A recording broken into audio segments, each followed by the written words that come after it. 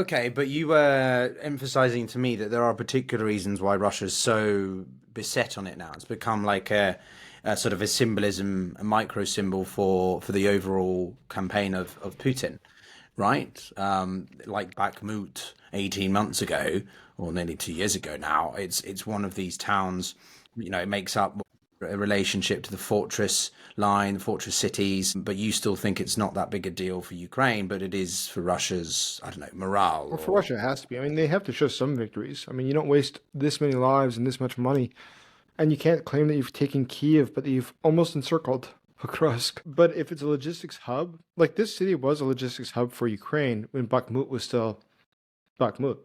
But today, it's not. I mean, it's been largely destroyed.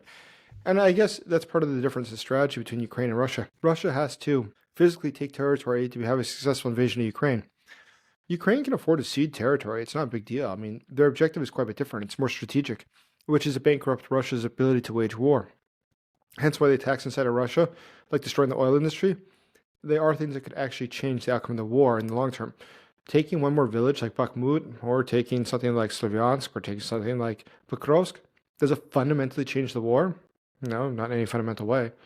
And that's why I think that, Russia here has got the wrong strategy. Russia's doing the same thing it's been doing for the last, 400 years or so, 300 years, where they just assume because they have a much larger population that their massive size would allow them to overrun their neighbors.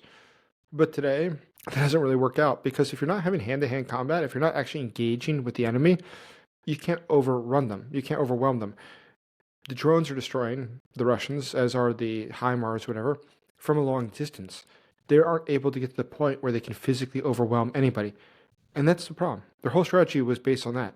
But if that no longer matters, that's no longer critical, you don't have a winning strategy anymore. And that's why a country like Ukraine, which has 1/6 the population of Russia, 13% of the population of Russia, is able to keep Russia at bay. And Russia, after 2 years, losing another, about 800,000 soldiers, was able to move from Bakhmut to where they currently are in Pokrovsk. That's a distance in car of, 15 minutes on a normal day. I can't say it's a very impressive military acclaim. I don't see anything going well for the Russian side. And I mean it seriously. It's like, tell me what was successful. I mean, Russia now has spent more time fighting the Ukrainians than they fought the Germans in World War II. That is actually where things get very interesting. The upper elites, and when we look at Russian history for that matter, there's a lot of instability. I mean, it's unusually high compared to other countries in Europe or the United States, for instance. The U.S., past 250 years, we don't see revolutions, we don't see coups. In Russia, we've had at least two revolutions. We've had attempted coups. I mean, well, they got rid of Khrushchev. They also had 1990, was it 1992? We've had one after another. I mean, five different czars that got killed or replaced. Then you had, go through a list. It's very long. It's very long. So why that's interesting? Russia does have a history of this. It has a history of having a very strong ruler who everybody assumes will be there for a long time, being the czar. But ultimately, that doesn't really guarantee him very much. He always appears strong. And it's always been that way in Russian history. And it's truly not unique to today and Putin. That is, I think, universally been the case. But we've always found is that it wasn't always as strong as they thought it was. And it comes to a rapid, sudden conclusion when it's simply in the better interest of other people to act in their own interest.